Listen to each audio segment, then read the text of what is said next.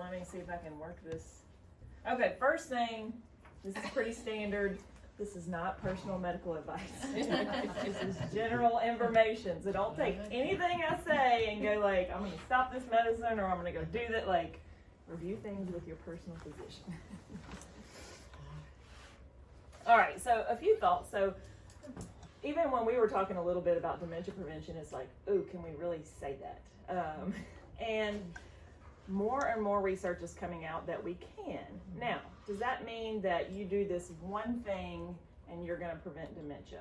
No, it's a collection of things that if we start to put all the pieces together and fill a lot of the different holes, we can start to say, well, man, maybe dementia can be prevented. If not prevented, it can be delayed several years, and then, drastically reducing your risk. So there's been some big papers that have come out by the World Health Organization, which is the WHO, the Lancet Commission. They've come out with recommendations, and they're really talking about a global perspective of, hey, if we get the population level to do a lot of these things, these are how many cases of dementia we feel could be prevented. Research is evolving. It's difficult to do this. I mean, if you're talking about high quality studies, you've got to change one little thing and measure it for decades. So that's why sometimes there's some different opinions, because randomized controlled trials can't always be done with this. And so you can look at research in different ways, and it's constantly being updated. What I was doing, the way I got started in this is my mom, caring for someone with dementia. Man, I can see patients in the clinic, but until you see the home life and what goes on at home, which many of y'all know are in that, you don't realize the impact it has on day-to-day life. So then I was like, well, let me start researching, can this be prevented? As a primary care doctor, that's kind of what I do every day. And started to research all this, and I'm like, well, I don't want to keep all this information to myself, even though it was kind of taboo, like, should you talk about it, should you not? And it's like, look, we got to get started. If we wait on research to be 100% definitive, we may never start talking about this or start doing these things.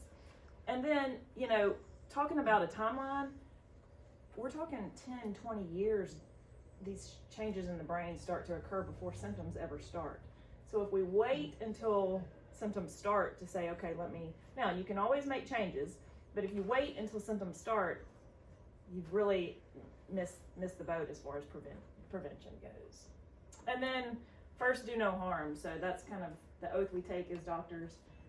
I don't want to recommend things that could potentially be harmful if we don't have the huge benefit for it. That's kind of how we weigh our recommendations, is risks versus benefits. And honestly, through all the research I've done, most of these things don't have a lot of risk associated with them. So, now, are y'all pretty familiar with the types of dementia? I know y'all have been around this world a lot, as far as Alzheimer's versus vascular. There are some other types. This is really geared more towards Alzheimer's disease and vascular dementia. And a lot of times those are mixed. So you've got Alzheimer's, and sometimes that's not always diagnosed definitively. It could be thought that, hey, I'm pretty sure this is what's going on. Same thing with vascular. These are things like mini strokes over time, tiny little blood clots in the brain because of risk factors. And then sometimes you have them coming together and being a mixed picture. This is really not as much talking about Lewy body dementia, frontotemporal dementia.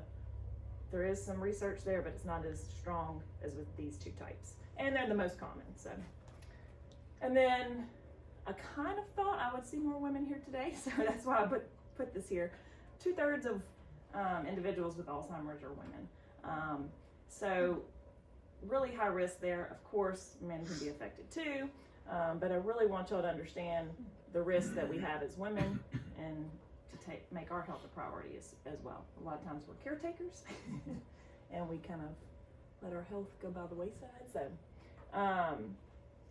and then I don't know that we've got some other doctors here, but I don't know if everybody agrees with this, but health is not found at the doctor's office. So that's kind of what I want to empower people to understand. Like, look, you may spend 10 minutes a year with your doctor, 30 minutes a year.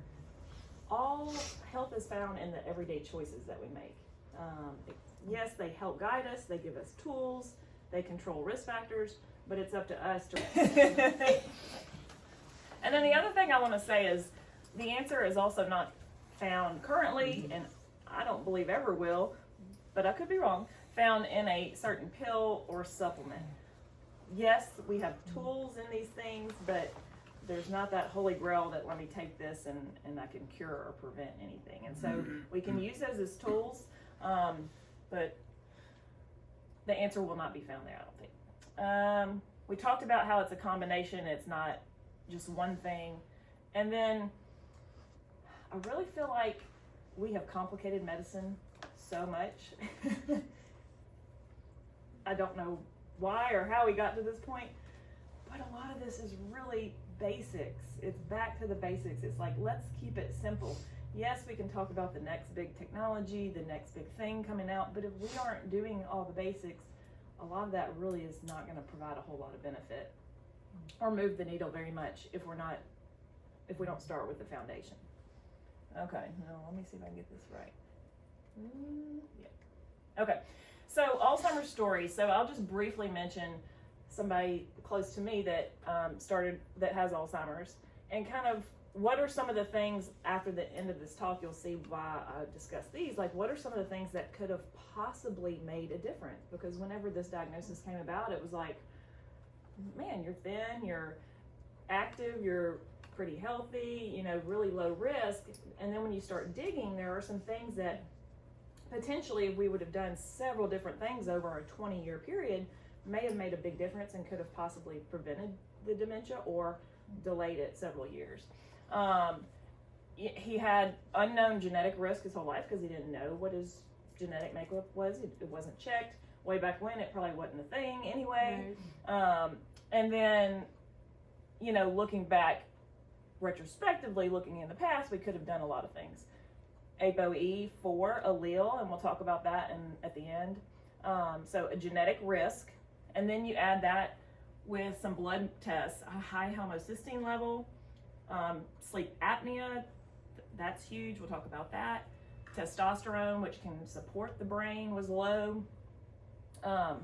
Likely due to some low cholesterol issues and this homocysteine and this ApoE, he had complete occlusion of one of his carotid arteries, thyroid abnormalities throughout his life, and then healthy diet. So when I was talking to my mom, she was like, well, we ate healthy. I'm like, well, Mom, what we thought was healthy for 20 or 30 years really wasn't healthy. And so all that together likely didn't necessarily 100% cause what he has going on, but certainly contributed to the brain changes. So putting this stuff into some simple categories, we're going to talk about each of these. So the first is metabolic health. And this has to do with how we utilize energy in our body, our metabolism. And a lot of different things go into it. I'm going to really spend a lot of time on this top one, and blood pressure, not so much these, but waist circumference is a big deal. So we definitely want to talk about weight and BMI, like your height versus your weight, but sometimes that's not as good a marker as your waist circumference, because we really, if you have a lot of fat or carry your fat in other areas such as your legs or your bottom, it's not as big a risk factor as if you carry it around your belly, because that's where all the fat gets around the organs, secretes a lot of hormones, causes inflammation. It's really bad. So when you think about your body and your weight, think more waist circumference is higher risk than necessarily the number on the scale. And then I'm not going to go into a deep dive on cholesterol. Cholesterol is a very controversial topic, and I can't give you an exact number to say, okay, you get your cholesterol here, you're going to be good as far as your risk. And the other thing with cholesterol is there's all kind of different markers in cholesterol. You got triglycerides and or HDL and LDL and all different ones. And so really what I want y'all to focus on is cholesterol damage. So if your cholesterol becomes damaged or oxidized, that's really where you start to see the risk. It gets into those artery walls and starts to create risk for you. And so things like not smoke, and we're going to talk about a lot of this too, trans fats, which are in things like margarine, which we were told a long time ago to eat a whole lot of, fast food, fried foods, sugar, which we'll talk quite a bit about in a minute, high temperature cooking, so actually browning foods, turning them really dark, can create issues. So you want to think about steaming, roasting, light sauteing. That's actually a healthier way to cook. Now, do you have to avoid that completely? No, but just think about the way you're cooking your food. It can make a difference. And then fiber. Nobody eats enough fiber, and especially in America. We've got to increase our fiber in our foods, and we'll talk about how we do that. So anyway, I won't come back to that much, but I just wanted to mention it. I want to ask you something about that waistline. I have never gone to a doctor where they measured my weight. I'd probably be offended. I said, let me measure your waist. Yeah, you're right. But I've never had that come up. Yeah, and I think probably what that is, two things. One, it's not a checkbox in most charts. Yeah. So nobody has to input it for record keeping. And it's a little bit more cumbersome than just stepping on a scale. So, am I measuring it in the right spot? You want it to be around the largest part of your waist, not where your pants hang. So a lot of times that's the lowest, smallest area.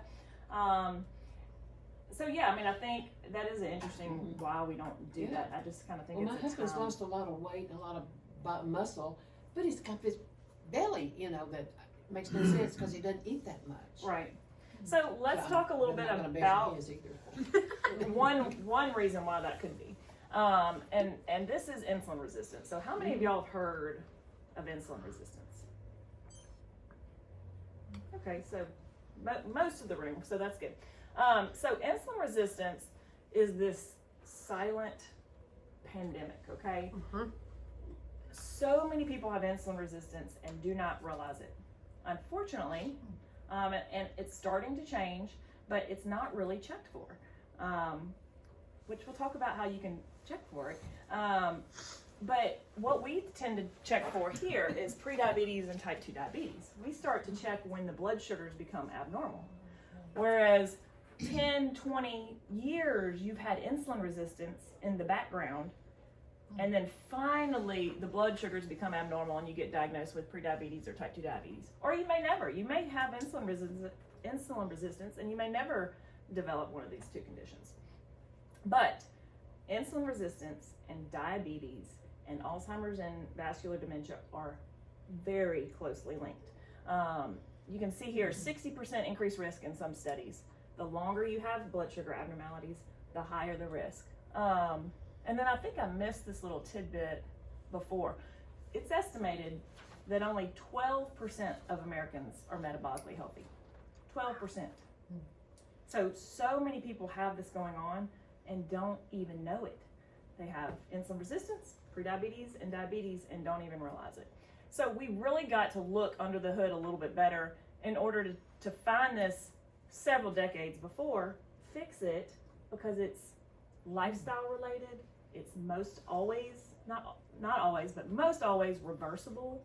Even as you start to progress and you have high blood sugars and really high blood sugars, this can even be reversed. So seen it quite a bit. Type 2 diabetes reversed. So we've got to figure out how can we get more people screened and know that this is going on. And then type 1 diabetes, this is the autoimmune version of diabetes where your body attacks your own pancreatic cells and you can't secrete insulin anymore, so you have to be on medication. But even lifestyle plays a role in that. It's how many carbs and sugars are you taking in determine how much insulin you need to give yourself. So you really can move the needle there too. And then I am going to vilify sugar and refined carbs. So, and sugary drinks. So if you can start to recognize these things in your diet, sugar, and not just things that you think of, and we'll talk about that at the end when we look at the food like sweets or cakes or pies, but sugar is put into everything now, spaghetti sauce, salad dressing, peanut butter. Refined carbohydrates turn into sugar as soon as they hit your gut. So bread, pasta, biscuits, grits, pancakes, chips, tortillas, crackers. All the good stuff. All the good stuff. And then sugary drinks. And so this is a big reason why our children are starting to be affected by this, is sugary drink intake. So we start them off real young with apple juice, and they just go right on up to drinking these all the time. And so we're starting to, for years now, we've already seen it in children, which used to be unheard of. Type 2 diabetes was not seen in children. Artificial sweetener, where does that? Well, so I don't talk about it much in here, but artificial sweeteners, we actually have seen that they can actually create an insulin response even though they are not sugar. So it has to do with the way it tastes on the palate, and the brain perceives that as sugar. And the artificial sweeteners are about 100 times sweeter, some of them 700 times sweeter than regular sugar. So if we're constantly bombarding our palate with those high artificial sugary tastes, we crave more. We've actually seen in studies that you can actually gain more weight drinking diet drinks. And then there is starting to be some links between, not talking about weight, but just the links between the artificial sweeteners and brain health and cognitive decline. And we'll talk at the end about whole food, but the way I kind of tend to think about this all the time is this natural? You know, is it real? No, it's man-made in a lab, these artificial sweeteners. So that kind of tells you already that's probably not the best way to go. And at least for me, I used to be addicted to diet soda. I drank it all the time. I remember in residency, I had my baked chips, my turkey sandwich, and my diet drink, and I thought I was healthy as a horse, you know? So we got to be careful with those two. But basically what happens is we take in sugar, refined carbohydrates, sugary drinks, and our body has to do something with that energy. That's a huge energy load. So we secrete insulin, and then our body takes care of that sugar. Then we do it again 2 hours later. We take in a big sugar load, and we have to secrete insulin. The way I kind of explain it is, your kids, when they say, mama, mama, mama, mama, mama, mama, mama, mama, you quit listening. And so that's what our body does. It's constantly bombarded with this insulin, high levels. It stops listening and it becomes resistant. Well, you still need it. You still need to do something with that blood sugar or you're going to get sick. So your body secretes more insulin. And then it stops responding to that over several years. So you've got to secrete more insulin. That is causing the pancreas to have to work overtime. We are just like making our pancreas work so hard, and eventually the pancreas poops out, the insulin levels come down, and that's when we see prediabetes, type 2 diabetes. So insulin is high for decades. Your body's working really hard to take care of all that sugar and refined carbs you're taking in, and eventually it can't do it anymore, and you become pre-diabetic and type 2 diabetic. And this is where we're doing labs, where really we could see way ahead of time, hey, maybe there's some abnormalities going on. And I think I talk about that at the end, the lab work. So the main takeaway here is food. What you're eating is going to play a big role on your risk for dementia. Blood pressure. So this is huge, okay? Blood pressure is so important for the brain, and we call it a silent killer for the heart, but it is silently doing damage to the brain too, big time. There has been targets all over the place, and the American Heart Association actually had increased the target to 130 at one point, but there's been some big studies come out for the brain where they looked at 140 versus 120, and actually showed better results with 120 over 80. So the thing you got to be careful with here, and again, this is not personal medical advice, if you over-treat blood pressure, it can increase your risk for falls, it can make you feel dizzy. So I stress, how do we naturally get blood pressure to come down? Instead of medicate, what are some ways we can help lower our blood pressure naturally? You see the big one here. Reduce sugar and refined carbohydrates. So talking about weight loss. And my good friend Alicia does this much better than I do because she's in the weight loss world. But it's a mindset. It's, okay, let me start to think of food as fuel. Now, in the South, that's kind of hard to do because we eat around everything, and happy, sad, food is involved. But if we start to change our mindset and say, really, the food I take in is what is fueling my body and fueling my brain, then you start to think about it differently and say, okay, how is this going to affect my body and my brain if I eat this versus that? 80%, so stopping when you're 80% full, it takes our body some time to figure out that we're full. So drinking water ahead of time can help, but then slowing down and giving yourself some time to say, am I really still hungry? I mean, I have to be honest, sometimes I don't even listen to my body telling me I'm full. It's just a blow and go and habit. So really slowing down and saying, okay, do I really need any more calories? Because we probably, a lot of us tend to eat more calories per day than we need. And then don't eat late. So our body is preparing for sleep later in the evening. And that involves a lot of different processes, and it's wanting to slow down and shut down. So then if we go add this huge food load, usually they say two, ideally 3 hours before bed, stop eating. If we add this huge food load late, it kind of mucks up the system, and our body stores a lot of that as fat. Okay, so eating earlier in the day, making your afternoon meal one of your bigger meals can help with the weight loss too. Exercise and movement. And I bolded this because this is probably one of the number one things we can do to reduce the risk for dementia and prevent dementia is movement. Sitting is the new smoking is the phrase. We sit driving to work, we sit at work, we sit coming home, we watch TV, we just sit.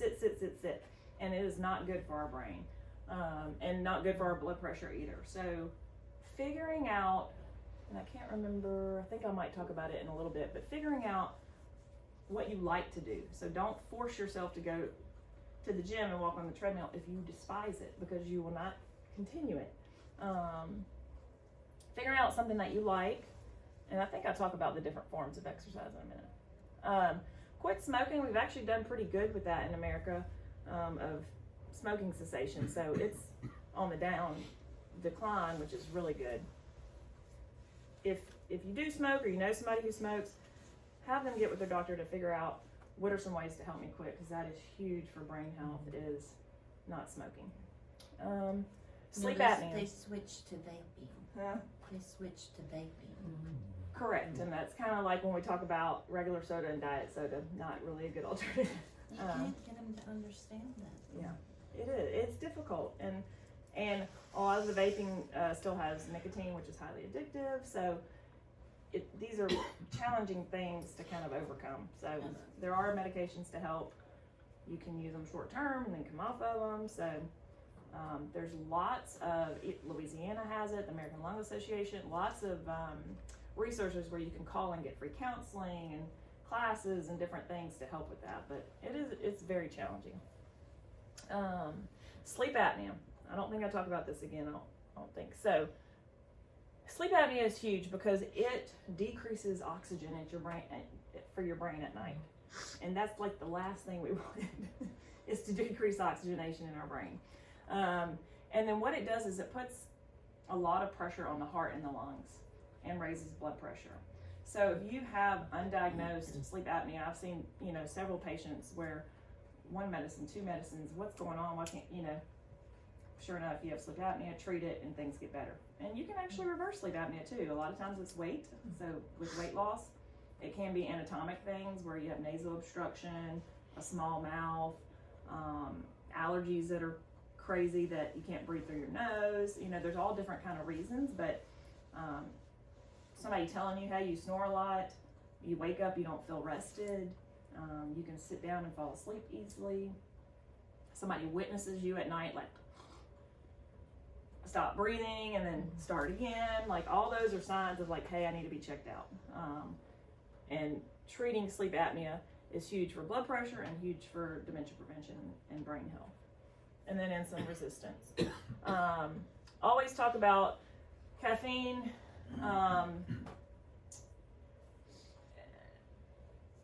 If you have high blood pressure, always say start with caffeine. Doesn't mean you have to completely cut it out, but try reducing it and see what it does. It may not, studies are mixed, it may not make a huge difference, but it might for you. So it's something to consider. Sleep. Sleep is big for blood pressure. It also is big for overall dementia prevention. We know that people that sleep, the sweet spot is 7 to 8 hours. People that sleep less than that regularly, and people that sleep more than that regularly are at increased risk for dementia. So I don't think I talk about it much, but sleep hygiene. Do you have a lot of inputs at night of screens or TV shows or bright lights or a lot of stuff going on, and then you try to shut off like that? You really have to create an environment around you where it's cool, can't be hot, you don't sleep as well when it's hot, not a lot of distractions, animals, children, that sort of thing.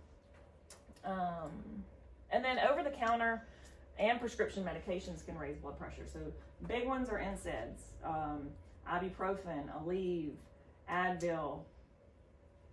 Sometimes I have patients that are taking so much of this and they don't realize, like, this is not good for you at all, not good for your kidneys, not good for your gut, not good for your blood pressure. So if you're having to use ibuprofen a lot, like, figure out why and what are some alternatives. Also a lot of decongestant, so just time, respiratory time, trying to dry up the nose, Sudafed, different things like that can raise blood pressure, so you want to be mindful. Okay. Mandy, what Yes. about the fasting? Oh, yes. So What's your opinion on that? So fasting, and that was for weight loss too, but it actually has been shown to reduce dementia risk. So, and it kind of depends on your genetic makeup, and we'll talk about ApoE at the end, but 12 to 14 hours, probably if you have a high risk allele, 14 to 16 hours is probably a better target. And really we did not evolve to eat around the clock. We really are supposed to let our body rest. Insulin levels come way down, immune function goes up, we start to clear out and clean out cancer cells, and all kind of different things happen during fasting. So I'm a big proponent of, and there's different fields of, should it be in the morning, should it be, to me it's whatever fits your lifestyle, whatever you're doing. Mine's, I stop eating at whatever time in the evening, and then I don't eat maybe till 1 or 2, you know, or it just kind of depends. But if you're highly, if your body is used to sugar and refined carbohydrates as energy, you can't just switch off like that. It has to be a slow, gradual process where you slowly cut that out, and you can slowly increase your fast over time. And you don't feel bad because your body changes to using fat as fuel. Whereas if you're constantly inputting sugar and refined carbs, you can't switch over to fat real easily, so you feel bad if you haven't eaten. So that's why you feel that hunger and you need to eat again, you know. So the more you transition your diet, the longer you can go without food. Now, you got to be real careful if you're on certain medications that lower blood sugar, blood pressure. You know, you got to do this with the help of a healthcare provider. Okay. But yes, very good for brain health, weight health, insulin resistance, all those things. Okay, and then life choices. So here's where I talk about exercise a little bit more. And as far as dementia prevention and brain health goes, adding in some complex things where you're having to think at the same time as you're having to move. So dance classes, a tennis match, you know, if you can add those things in, you're really getting a double bang for your buck because you're having to use multiple skills at one time. resistance training is big. You mentioned losing muscle. So that is one of the biggest things of aging, is losing muscle mass. Very hard to gain muscle, and then you're also losing it at the same time. So it's a double whammy. That's one of my goals this year. I want to gain some more muscle because I have not been focusing on that like I should be.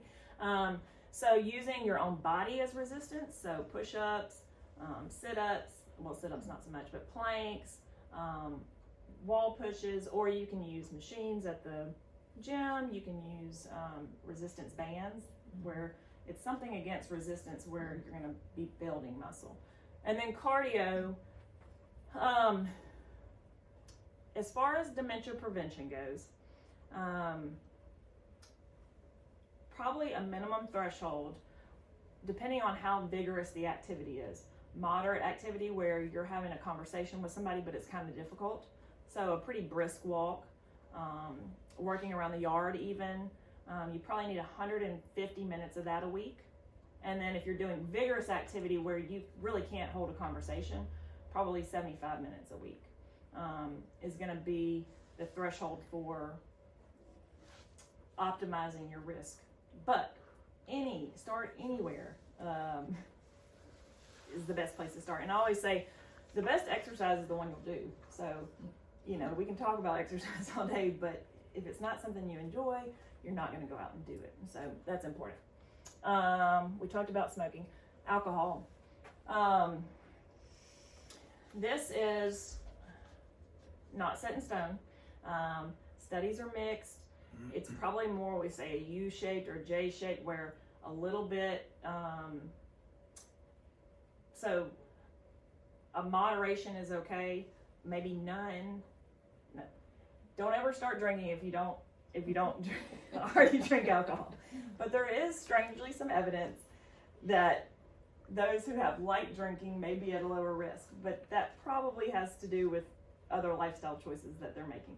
And the fact that in a lot of the studies, they looked at people who had quit in the past as never drinkers, and so it skews the data. So don't start drinking if you don't drink. But if you do drink alcohol, moderation is key. So probably 1 drink per day for females and 2 for males is the threshold.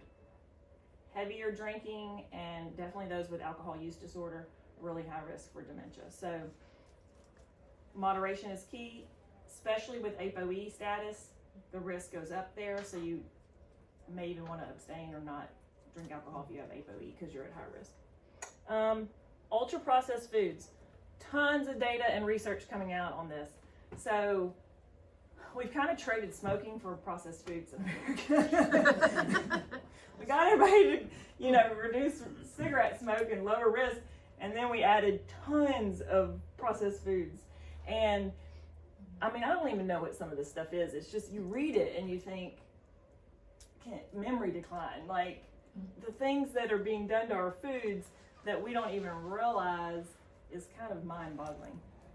So we have a toxic food environment, and most of the studies are like food questionnaires on people, that like asking them, okay, what did you eat, and then looking at the dementia risk, and the more processed foods, the higher the risk for dementia.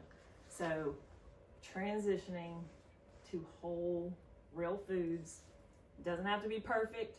Even a reduction has shown to be beneficial. So reducing ultra processed foods.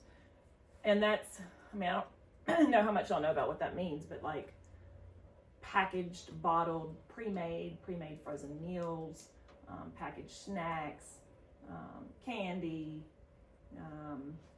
almost everything that comes in a package with a lot of ingredients, ultra processed. Everything in the middle of the grocery Yes, store. the middle of the grocery store. I don't talk much about it, but that includes processed meats, which is hard. Deli meats, sausage, hot dogs, that also increases risk. So trying to pull back away from those items as well. Now, depression is not a life choice, I know, but these other things can lead to depression, and depression increases the risk for dementia. Past episodes, longer episodes, and current depression too. So there's a lot of research on isolation and loneliness, and this is a big problem in America. And as you age, that tends to be, you increase your risk of that because you retire and then you pull away from the work environment, and then your kids move away, and then you pull away from that, and then it's harder, just harder to do things as you age. And so really focusing on, okay, where can I still stay plugged in? Where can I still, if you don't use it, you lose it. Where can I still use my mental faculties, where I can learn new things? Is it a class? It can even be a virtual class has been shown to improve risk for dementia. So it doesn't have to be in person, but just where you're engaging with other people, and that can help reduce risk of dementia. Stress is big, especially caretaking. It's really difficult and very stressful, and a lot of times you can't change that. So what are some other things in your life that you can change to make things easier? Saying no, asking for help, delegating, meditation has a lot of research on stress reduction, reducing pain, anxiety, depression. So starting a meditation routine can help. Sleep, we've talked about that. Medications. So none of these say, okay, take this medicine, it's going to cause dementia. But what these medicines do is they can alter your memory formation. They also can, things like PPIs, this is for reflux, proton pump inhibitors, can reduce the absorption of B12, which is a very important vitamin for brain health, and we'll talk about that in a minute.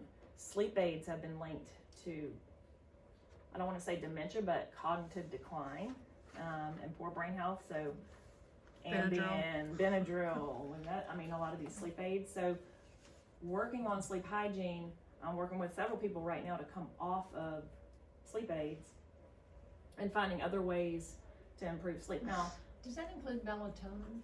I was going to say there's some safer alternatives. Magnesium, melatonin, and trazodone are probably the three that are lowest risk for brain decline. And then I know Dr. Isaacson, were you around when he came a couple years ago? He talked about trazodone, and research is showing that that's probably a better option than some of these others. I never have heard of trazodone. Is that what is that in? What is that labeled trazodone? Yeah. It's prescription. Mm-hmm. Oh, It's a prescription. Okay, Sorry, but the melatonin is not. It's over the counter. Yeah. Mm-hmm. And then education and brain stimulation, we briefly mentioned that above. There's this idea of cognitive reserve, meaning those that have built up over their lifetime more brain connections have a higher cognitive reserve, so they can take more insults over time before they start to see changes. Now, a lot of the research is in early life, so a lot of times we're like out of that box, but we're even seeing any time in life that you're learning new skills, a new language, a new musical instrument, all kind of ways that you can still learn as you taking a class at the college. Just a lot of different ideas. Anytime you can stimulate the brain, and I find this especially important for early childhood education, and I know my good friend Beth back there, she's in that world, where encouraging your family or your grandkids or your, to really make that a focus for their kids. And so that's where I see you can make a benefit, make an impact where early education comes into play. Okay. So brain support and protection. Vitamins. There's a lot of different ones that I didn't mention here, but these are two big ones. So vitamin D, and vitamin D deficiency is relatively common. We really want to see levels, especially if you have ApoE4 allele, and we'll talk about that at the end. I probably should have put that at the beginning. Levels between 50 and 80. So very common to see 10, 20, 30. And so you do that for a long time, and that increases your risk, low levels of vitamin D. Same thing with B12, and that kind of goes along with the other B vitamins and folic acid. shooting for a level of 500 for B12. Then medications that can reduce B12, we talked about PPIs or proton pump inhibitors. They don't allow you to absorb as much B12. Also metformin, love metformin. It's a it's a really good medication for those that need it, but it can reduce B12 levels too, so you got to monitor that while you're on the medicine. Hormones. So this is also controversial. I'm not sure exactly what year it was that, and some of y'all may remember, where the Women's Health Initiative study came out, and the stroke and heart attack risk with estrogen came out, and it was just like this huge deal, and everybody was on it, everybody came off of it. And what we're starting to learn is, look, maybe that was too aggressive, and maybe hormones are needed in a window of opportunity or a certain window of time. And then also at lower levels, also using more bioidentical rather than equine or horse urine to give ourselves these hormones. So topicals tends to be better, lower dosing, and more bioidentical versus synthesized hormones. The window of opportunity tends to be more a few years before menopause, during menopause, and probably the 5 to 10 years after menopause is probably the ideal time frame as far as dementia prevention goes. And then again, so many risks with hormones as far as if you have migraines with aura, liver disease, family history of blood clots, if you smoke, I mean, there's a lot of contraindications where you can't take hormones, so you have to balance that, the good and the bad. And then testosterone. Probably most helpful, not just looking at a lab value, but looking at symptoms and a low lab value. So if a man has symptoms of low testosterone, inability to hold on to muscle, changing mood, abnormal cholesterol, fatigue, erectile dysfunction, and you see a low testosterone level, probably he would benefit if you look at all the other risk factors of heart disease and stroke, balance the pros and the cons. For brain health, that's probably a supportive hormone. Omega-3s. So diet is probably best here. Unless even if you really want to know your levels. So this is not checked mainstream usually either, but you can do a blood test where you can look at your omega-3 levels, and we'll talk about that in a minute. And I tend to like targeting towards some sort of objective, instead of just taking a bunch of supplements. Like, let's have some objective numbers to say, okay, are we moving in the right direction? Do you need omega-3s? Are you absorbing any of these supplements that you're taking in? So we can look at omega-3 levels, we can look at omega-6 levels, which are kind of like pro-inflammatory, omega-3, anti-inflammatory, and you want to balance. Is all of this in a regular annual blood test is requested from? No. Because I don't know that I've ever had vitamin D and B12 tested. What my levels are. Well, it's kind of hit or miss. Some physicians do order that, some don't. It's controversial on whether some insurances are going to cover the costs. So then doctors tend to shy away from things that they know insurance is not going to cover, because then you get a large lab bill. But you can get all these even if. Yes, ma'am. No problem. It's just something to have that conversation. Like, now that you kind of know that vitamin D and B12 is important, and insulin, that's a big one, fasting insulin, have that conversation, and they may be willing to order them. You may have to pay cash for them. But anyway. And then, okay, a big one, hearing and dental care. So this is pretty amazing to me that hearing loss increases the risk for dementia. Wearing hearing aids can lower the risk for dementia. It is a struggle because they're very expensive, and I do realize that. So you have to balance that, but there are other options as far as LSU and some other places like that where you can get some help if you need it. But if you're starting to experience hearing loss, get your hearing checked and get treatment for it, because it can definitely reduce your risk for dementia. Same thing with dental care. So gum disease increases the risk for dementia, as well as poor heart health. So all that bacteria living in your mouth, almost direct connection to the brain. So flossing, tips I give are like, put them in your car if you need to, and anywhere where you think you might do it pretty easily. A water pick or a electronic toothbrush that will get that plaque and that bacteria off a little better than you can do, and then seeing your dentist regularly. So those are things that can also reduce risk. Mandy, Yes. is the hearing because of socialization, or does it just the fact you cannot hear affect the dementia? It's actually both. So a big part of it is socialization and just slowly withdrawing from conversation 'Cause you can't hear. and stimulation, but then it's also the neural input into the ear and the way those brain connections form. All the senses really, vision, hearing, but it's both. See, I thought that David had a loss of comprehension, Uh-huh. and then when he had his audiology test, he does have a hearing loss. So, getting him to consider a hearing aid is, Yeah. you know, Things got him, but he won't wear 'em. yeah. And, Yeah. and David can go to the VA for that, where they're free, Yeah. So, Yeah, we've gone through that, and my daughter kept saying, "But you need to take him to an audiologist and get his hearing checked." And I thought, we could go, we could get hearing aids, but he's not gonna be able to. He's not gonna wear them, and he's not gonna be able to operate them. Yeah. And so I thought, that's just a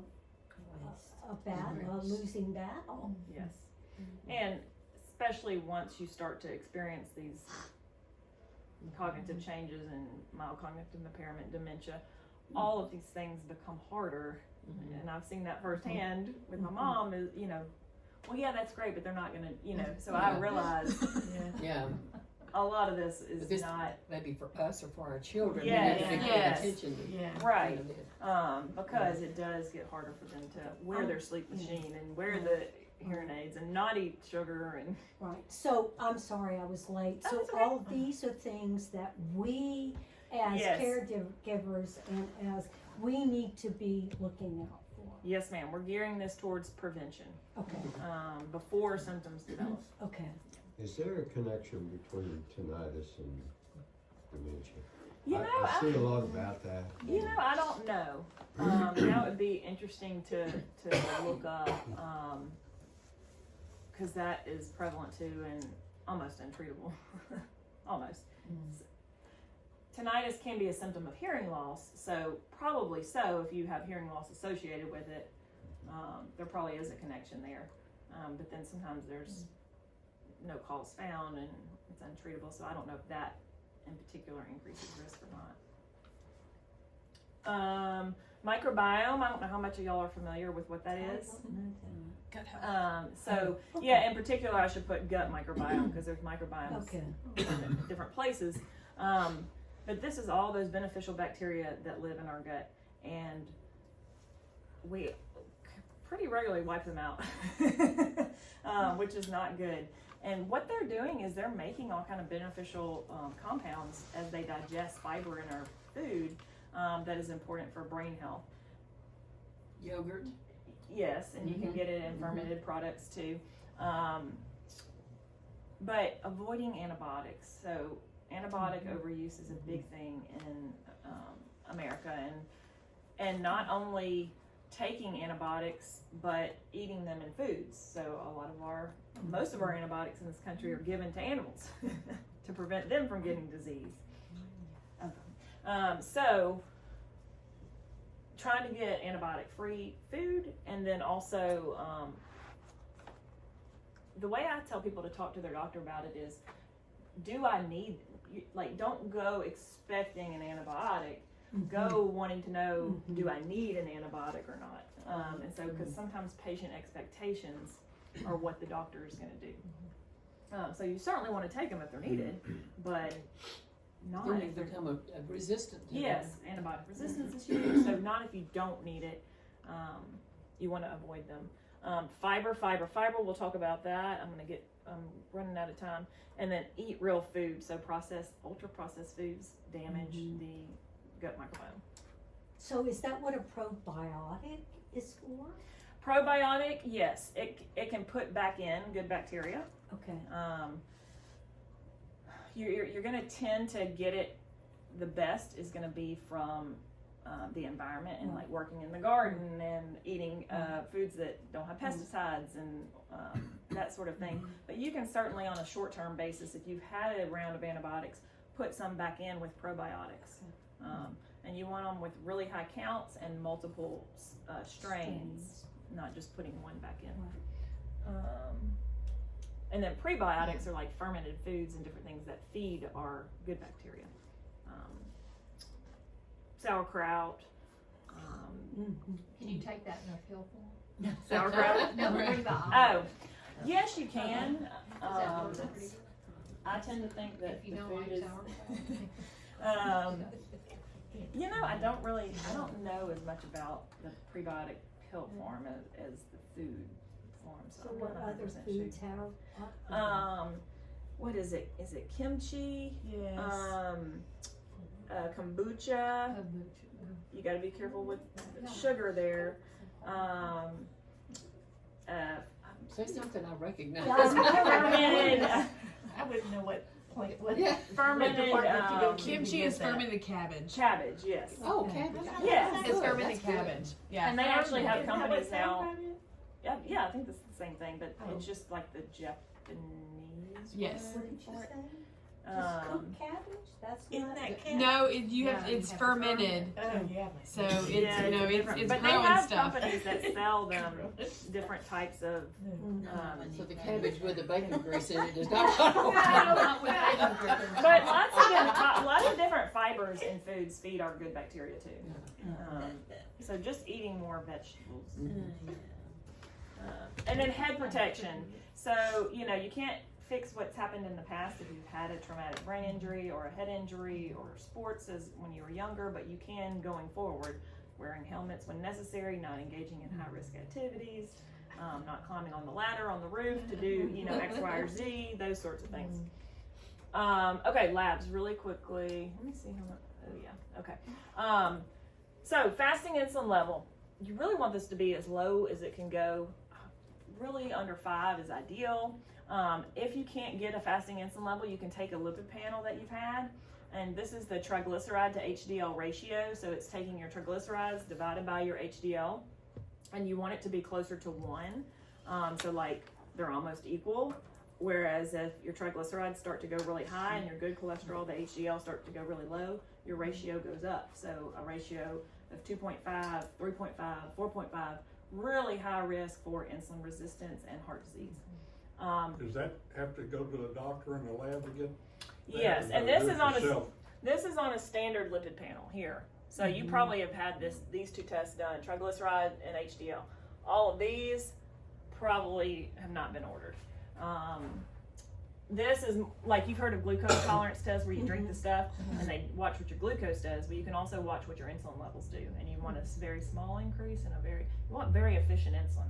Small rise and come back down. You don't But none of that's do-it-yourself testing? No. Okay. Do-it-yourself testing would be like you can get a blood sugar meter, you can get a over-the-counter, and most of the labs are getting a fasting level. But actually what rises first is post-meal, 2 hours post-meal levels. So if you're checking fasting for years, you may miss post-meal blood sugar rises. So you could check that. You really want that to be less than 140. After 2 hours after a meal.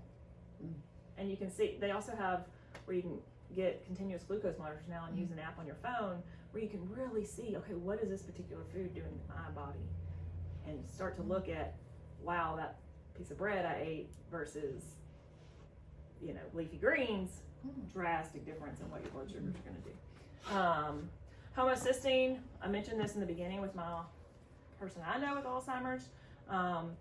This is an amino acid. It's a natural breakdown product in our body. So we make it and then we break it down. Well, if we're not very good at breaking it down and it stays high, it can cause inflammation in the walls of the arteries, increased risk for blood clotting. So that may also not be regularly checked. So that's another thing to consider, is getting your homocysteine level checked. And a lot of times what is needed to improve that is B vitamins. So it's not a hard thing to improve. So taking a B vitamin, but you really want, studies show as far as dementia prevention, improving homocysteine only really benefits you if you also have a good omega-3 levels. So that's something else that's, you can get checked pretty easily, but it's not kind of mainstream. We talked about hemoglobin A1C. This is a 3-month average of blood sugars, and that's when we're looking at, okay, we're already in the blood sugar pre-diabetes, diabetes range. We want our levels to be normal. And actually, guidelines are going back to that, where used to they say, okay, just have them in a not so dangerous range. Well, you want optimal. You don't want just not so dangerous. You do have to balance that with, you don't want to shove it down with medications. That's dangerous, but naturally helping it become lower is better. Thyroid, you want to have that checked and normalized. And then there are some blood tests that are coming out where you can look at amyloid and tau in the blood. We're not there as far as mainstream use, because that can cause a lot of problems. So that is coming in the future. I mean, you can already get them, but to be able to tell what to do with that information, we're not there yet. And they're very expensive. Yeah. So genetics. One big thing to know, genetics, epigenetics. This is how our environment plays a role in our genes. So yes, our genetic DNA is set in stone, but what we pour on top of that actually has a big effect on how those genes are expressed. So whether you smoke or don't smoke, that gene is going to act different. Whether you eat sugar or you don't eat sugar, that gene is going to act different. So we have a lot more control than we think. ApoE status. So used to it was thought, why even check this? There's not really a whole lot you can do, and then you just become anxious and worry about it. We've talked about a lot of different things that, yeah, if you don't know that status, it doesn't really affect you. I mean, I talked about, okay, fast a little bit longer if you have it. Okay, your omega-3 levels need to be a little bit higher if you have it. So you can still do a lot of that without knowing your ApoE status. It also can possibly affect long-term care insurance. It can affect health insurance, but it can affect long-term care insurance if they know you've had it done, or they may ask you. I don't know if they ask you on those policies or not. And you certainly, wouldn't want to lie. So there is some risk, and usually they say talk to your doctor or a genetic counselor before ordering it. You can either have a 2, 3, or a 4, and you get one from your mom and one from your dad. 2s are protective, 3s are neutral, 4s are high risk. Double 4 is really rare. It's about 5% of the population, which is good. But having 1 4 is about 25% of the population. And it does increase your risk quite a bit. It's not determinate, meaning if you have it, doesn't mean you're going to get it. Dementia. It just increases risk. So you talked about that earlier. I don't know what that is. So ApoE, it's called apolipoprotein E, is the gene. Okay. And the gene codes for proteins that help in cholesterol and lipid movement around the body. And if you can have a 2, 3, or 4 allele, one from mom, one from dad, and if you have the high risk type, it puts you at high risk for certain diseases, heart disease, dementia. There's other genetic risks, especially when we talk about early onset Alzheimer's, so or dementia before the age of 65. Most of this that I've talked about here is geared towards late onset. Early onset, there's 3 high risk genes, and if you have them, you're at really high risk. So I didn't talk much about that. What age is early? Below 65. Yeah. So, eat real food. So when we talk about what should we be eating, colors of the rainbow, dark leafy greens are huge. You should be getting several servings of those a day, probably 1 to 2 a day, if not more, but that's really hard. wide variety, lots of colors, different antioxidant rich, I think I talked about that, vegetables, broccoli, asparagus, Brussels sprouts, just as many different colors as you can think of. Use them to dip in foods, use them in soups, have them, instead of having spaghetti noodles, pour your spaghetti sauce on top of vegetables. There's just all kind of different ways you can sneak in vegetables into food and switch things out. We just don't eat enough vegetables. Healthy fats like avocado, nuts, seeds, olives. High quality olive oil is hard. I can't tell you like what brand to go buy, but you kind of want to do a little bit of research on them, because there's actually a lot of fraud in olive oil that I didn't know, where it's filled with who knows what and they sell it as olive oil. Well, and the best thing is to find one that it's not a blend. So something that is just from one place. There's actually one, I've actually gotten it from Brookshire's. It's out of Texas. Okay. The Texas one. Okay. And it's a really good quality, and it's made in Texas, because if you look at an olive oil, it'll say it's from Spain, Portugal, and all of these different all these different countries, but you want one that's almost like a pure olive oil. Okay.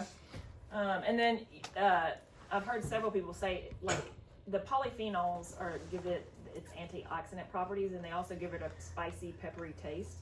So that's one way to kind of tell, is it high in polyphenols, which is one of the benefits of olive oil. That's also one of my goals this year, is to try to figure out how to eat smashed fish. So salmon is easy. Salmon is the S. That's easy. Then you got mackerel, anchovies, sardines, and herring. But some people do like anchovies in making sauces and stuff. Caesar salad Yeah, dressing. but try to figure that out. Exactly. But that's the Anchovy pizzas are great. are they? Oh, yeah. Oysters, you get some in pasture raised eggs. Are you serious? Seaweed and nori, I haven't really figured out how to get that into my diet as much. But They make Seaweed chips. do they? Yeah. Okay. Yeah, it's just Well, just dehydrated look- seaweed. Okay, I was gonna say look at the ingredients. Yeah. Make sure they didn't. Let me briefly talk about whole grains.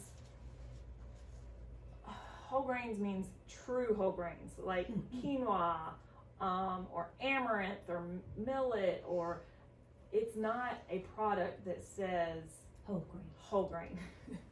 Most of this is not talking about going to eat, even though there are some people that say, oh, just switch your white bread for wheat bread. No, that's not what I'm talking about. I'm talking about true whole grains, very minimally processed, very few ingredients on the list.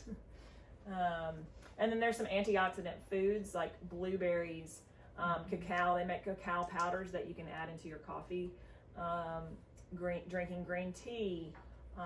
Coffee has some antioxidant properties.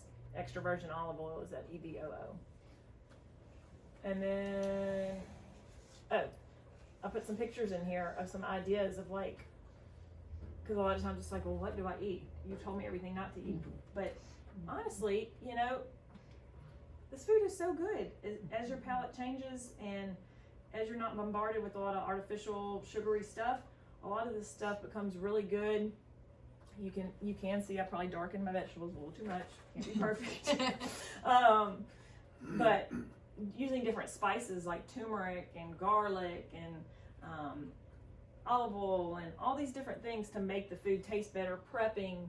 I love this picture because it's most of that I grew in my garden. So gardening and growing your own food, and so a lot of different ways. One pan at night. It doesn't have to be complicated.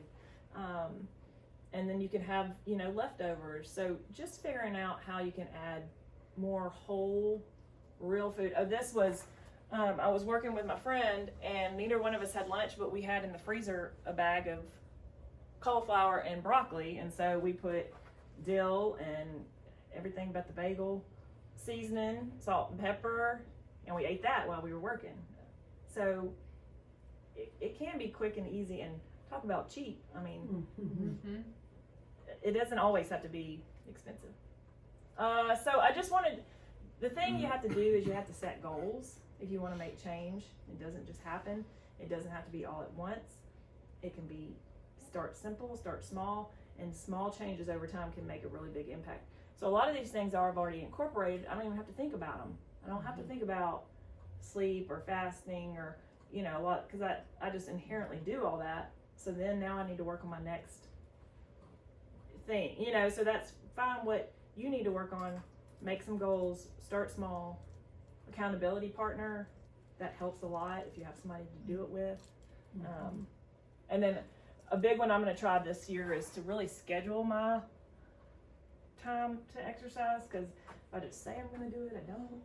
But if I have it on the schedule where I'm meeting somebody or I'm, you know, I'm much more likely to go do it. And then I really want to start a dementia prevention clinic, so we'll see. Okay.